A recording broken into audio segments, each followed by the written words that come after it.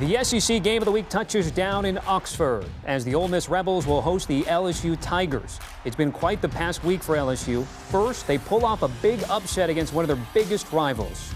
Fakes the handoff, now rolls, throws, J. Jenkins at the 5, right corner of the end zone, touchdown, Fighting Tigers! Then only hours later came the announcement that their head coach Ed Orgeron would not be back with LSU next season.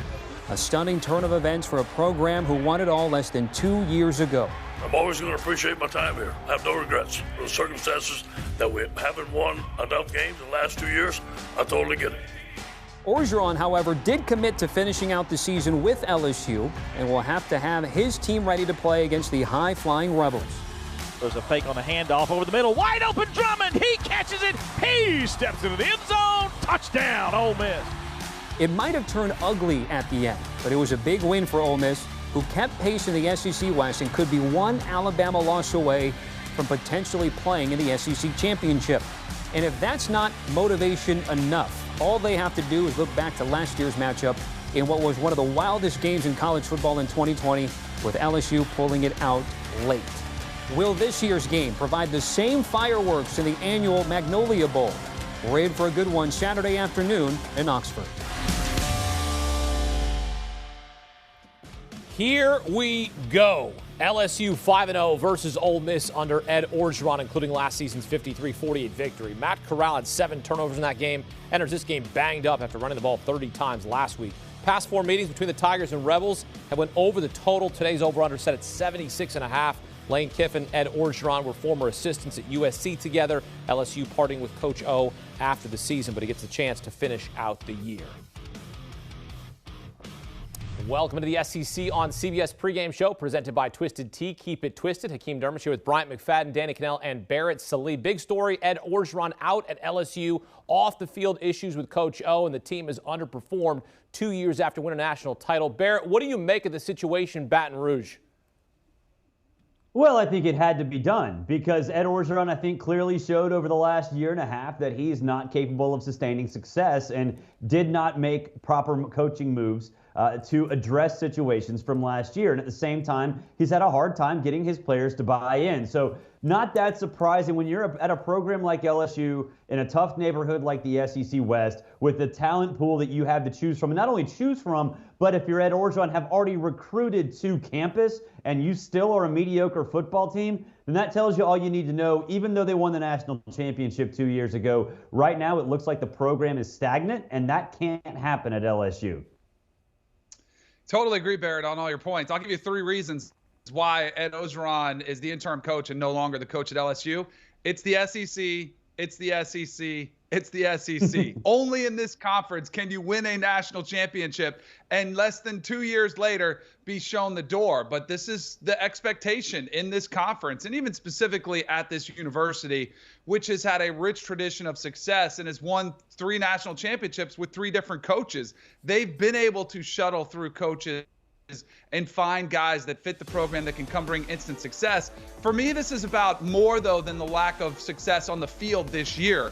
If you read some of the hit pieces that have come out on Ed Orgeron, you realize, hey, maybe this isn't the best face for our program moving forward. And then when you combine that with lack of results, it makes decisions like that, like this, that much easier. So I think it's a confluence, the perfect confluence of events, and Ed Orgeron and LSU, just the unique nature that he's actually going to stay on shows you the affinity that he has for that school. Of course, he's collecting pretty nice paychecks to do so, to remain the interim coach and then, take off and ride off into the sunset. But only in the SEC do you see these types of wild coaching carousel moves. Yeah, they're going to pay him his full $17 million buyout. And then literally, he does not have to coach another day in his life. He's fine.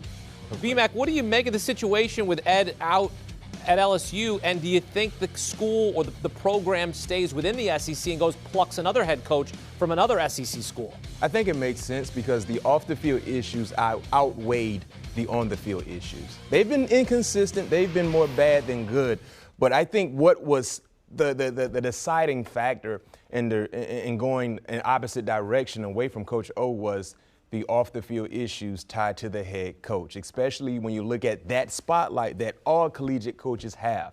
And when you're in the SEC, when you recently won a championship, your spotlight might be a little bigger than most other coaches in the conference. You have to understand and uphold yourself to a higher level, and the expectations are much higher. Now, when you factor in allowing him to coach the rest of the season, this is solely because of recruiting.